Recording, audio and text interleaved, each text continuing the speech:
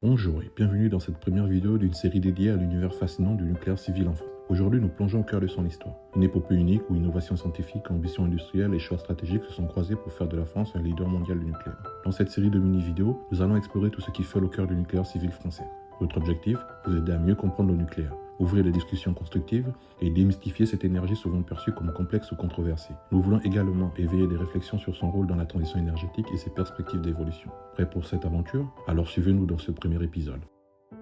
Imaginez un pays où les vaches pèsent paisiblement à l'ombre des réacteurs nucléaires. Et oui, bienvenue en France, le champion mondial de l'électricité nucléaire.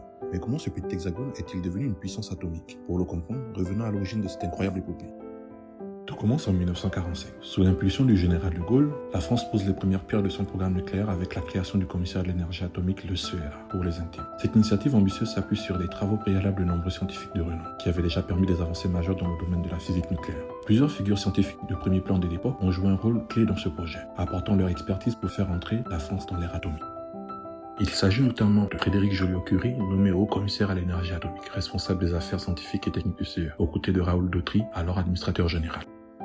Mais aussi Bertrand Goldschmidt, chimiste et cofondateur du CEA, il a joué un rôle essentiel en dirigeant le département chimie jusqu'en 1960. S'ajoute à la liste Lou Kowarski, physicien nucléaire, a contribué au premier réacteur canadien et britannique avant de rejoindre le CEA après la guerre, portant son expertise au programme français. Ainsi que d'autres personnalités scientifiques telles que Hans Alban, physicien d'origine autrichienne, Jules Guéron, chimiste et bien d'autres. Ces scientifiques, forts de leur expertise et de leur expérience acquise pendant la Seconde Guerre mondiale, ont été essentiels dans le développement du programme nucléaire français, ouvrant la voie à son indépendance énergétique. Au fil des décennies, la France développe un parc nucléaire impressionnant, plongeant ensemble dans les moments forts de cette grande odyssée. En 1955, le CEA et EDF lancent un projet commun pour développer le premier réacteur nucléaire entièrement français. En 1963, le premier réacteur chinois A1, aussi connu sous le nom de la boule, de type uranium naturel graphite-gaz, est connecté au réseau. Dans les années 1970, annoncé par le Premier ministre Pierre Messmer, la France lance une expansion massive en réponse au choc pétrolier. 13 nouvelles centrales nucléaires vont voir le jour, avec les projets phares comme Fessenheim et Bugey.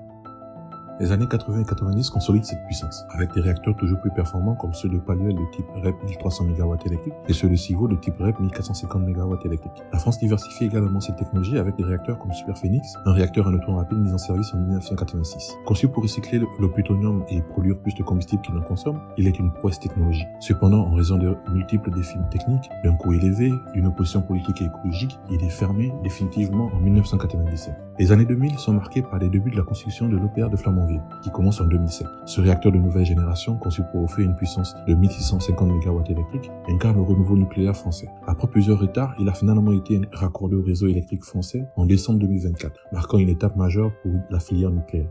Aujourd'hui, l'avenir du nucléaire passe aussi par les Small Modular Reactors, ou SMR. Ce petit réacteur modulaire, compact et flexible, s'illustre de plus en plus. Il pourrait révolutionner la production électrique en répondant aux besoins de zones isolées et d'industries spécifiques tout en réduisant les coûts et les délais de construction.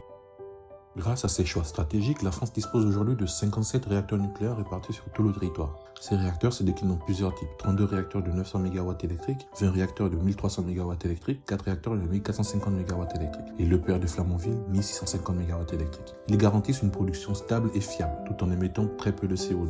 Un atout majeur dans la lutte contre le changement climatique.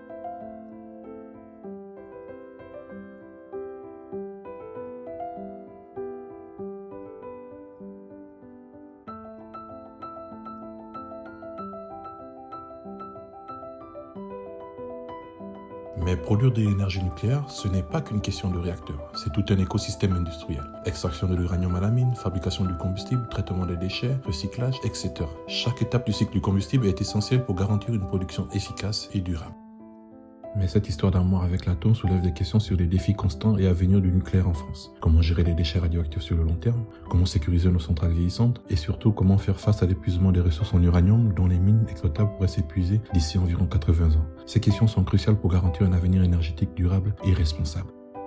Alors la prochaine fois que vous allumerez la lumière, pensez-y, derrière cet éclairage se cache une aventure nucléaire à la française.